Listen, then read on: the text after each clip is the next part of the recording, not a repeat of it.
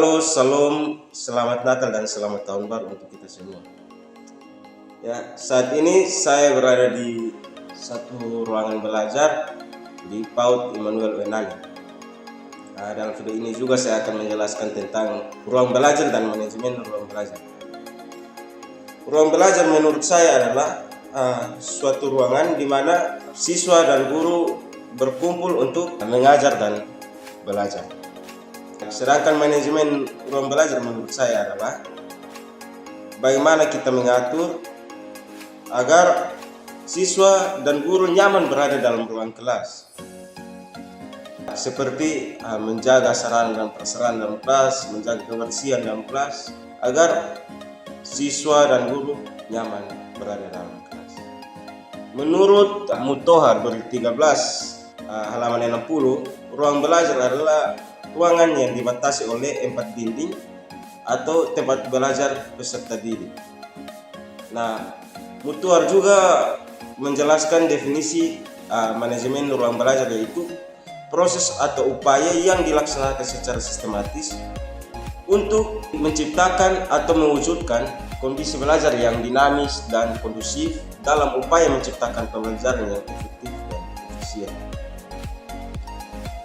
yang bertujuan untuk mencerdaskan anak bangsa. Nah, tujuan ruang belajar yaitu yang pertama itu mewujudkan situasi dan kondisi ruang belajar atau kelompok belajar yang memungkinkan peserta didik untuk mengembangkan kemampuan semaksimal mungkin. Yang kedua itu menghilangkan berbagai hambatan yang dapat menghalangi terwujudnya interaksi pembelajaran. Yang ketiga itu menyediakan dan mengatur fasilitas serta perabot belajar yang mendukung dan meningkatkan kemampuan siswa untuk belajar sesuai dengan lingkungan sosial dan emosional, secara intelektual dan dalam ruangan belajar.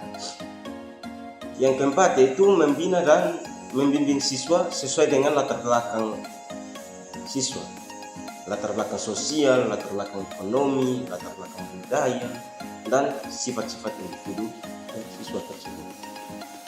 Terdapat juga prinsip-prinsip ruang belajar. Prinsip ruang belajar salah satunya adalah prinsip kenyamanan. Prinsip kenyamanan ini berkaitan dan berkenaan dengan mengatur ruang belajar terkait dengan hal-hal seperti pencahayaan, pengawasan suhu seperti pengadaan AC untuk suhu yang panas, dan kepadatan belajar. Kepadatan belajar di sini ini itu berkenaan dengan jumlah peserta didik, akan banyaknya peserta didik yang tentunya akan mempengaruhi proses belajar mengajar dan proses penangkapan materi dari guru yang disampaikan kepada siswa. Yang kelima itu yaitu keindahan. Prinsip keindahan ini berkenaan dengan penataan ruang yang tentunya ruang belajar yang harus menyenangkan dan kondusif bagi proses pembelajaran, yang harus menyenangkan, yang tentunya akan berdampak positif pada sikap dan tingkah laku peserta didik terhadap pembelajaran yang dilaksanakan. Yang berikut itu terkait dengan manajemen ruang belajar. Manajemen ruang belajar itu sesuai dengan yang tadi saya sampaikan di awal, bahwa itu bagaimana kita mengatur dan mengelola ruang belajar agar dapat tercapainya suatu perencanaan yang sudah direncanakan bersama. Manajemen ruang belajar itu mulai berangkatnya dari perencanaan. Perencanaan di sini kita bisa merencanakan sesuatu target-target yang harus kita capai, yang menjadi tujuan dari suatu organisasi atau instansi. Nah, itu berkaitan dengan perencanaan kebutuhan, tambahan ruang, misalnya perencanaan proses ruang belajar baru, perencanaan proses pengadaan atau proses pengadaan barang-barang baru, proses pengadaan kebutuhan seperti perabot, seperti kursi, meja, seperti kalau di PAUD ya ada alat-alat bermain yang mendukung motorik kasar dan halusnya seorang siswa. Yang berikut, manajemen ruang belajar berfungsi sebagai pengorganisasian. Nah, ini berfungsi agar suatu lembaga dapat menentukan sumber daya dan kegiatan yang dibutuhkan untuk mencapai tujuan pengelolaan ruang belajar. Itu yang pertama. Yang kedua itu yang membagi tugas dan hal yang mengelola ruang belajar yang tentunya dapat dilakukan agar benar-benar ruang yang belajar itu dapat dimanfaatkan secara efektif dan efisien. Yang ketiga yaitu pendelegasian wewenang dan tanggung jawab dalam hal pemeliharaan ruang belajar. Fungsi yang ketiga yaitu pengendalian dan pengawasan.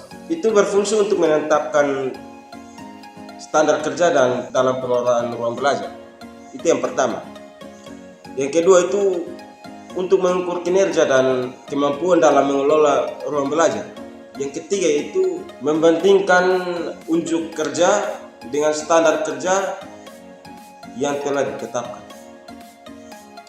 Yang keempat yaitu mengambil tindakan saat terdeteksi terjadinya penyimpangan dalam mengerjakan suatu pekerjaan atau tanggung jawab yang diberikan. Fungsi yang keempat yaitu pemeliharaan. Tentunya kita ketahui bahwa pemeliharaan itu adalah kegiatan merawat dan menyimpan barang-barang di ruang belajar itu sendiri. Pemeliharaan ini perlu dilakukan agar dapat terawat sarana dan prasarana, agar sarana dan prasarana itu selalu awet dan siap digunakan pada saat dibutuhkan. Ada juga faktor-faktor yang mempengaruhi ruang belajar. Faktor yang pertama yang mempengaruhi manajemen ruang belajar itu kondisi fisik. Kondisi fisik ini terkait dengan tempat belajar yang tentunya dapat mempengaruhi, seperti lingkungan yang baik atau tidak baik. Pokoknya terkait dengan suatu lingkungan secara fisik begitu. Nah, yang kedua itu secara yang dapat mempengaruhi manajemen ruang belajar itu secara kondisi sosio dan emosional. Nah, ini dapat akan mempunyai pengaruh yang cukup besar terhadap proses pembelajaran, karena kegairahan siswa dan efektivitas tercapainya tujuan pembelajaran dan kondisi sosio dan emosional itu sangat mempengaruhi proses belajar mengajar yang akan ada dalam proses belajar mengajar begitu. Itu biasanya terkait dengan tipe kepemimpinan, sikap guru, dan pembinaan hubungan baik begitu. Jadi tidak ada hubungan baik antara guru dan siswa, antara kepemimpinan dengan pegawai-pegawai atau guru-guru begitu. Yang ketiga itu kondisi organisasi. Itu biasanya ada kegiatan-kegiatan rutin yang dilakukan baik di tingkat belajar maupun di tingkat sekolah, yang tentunya akan mencegah masalah manajemen ruang belajar. Ya, mungkin ini saja yang bisa saya sampaikan dalam video saya kali ini. Jika ada salah, mohon dimaafkan. Dan buat teman-teman yang karena kasih sayang. Sekian video saya, sekian dan terima kasih.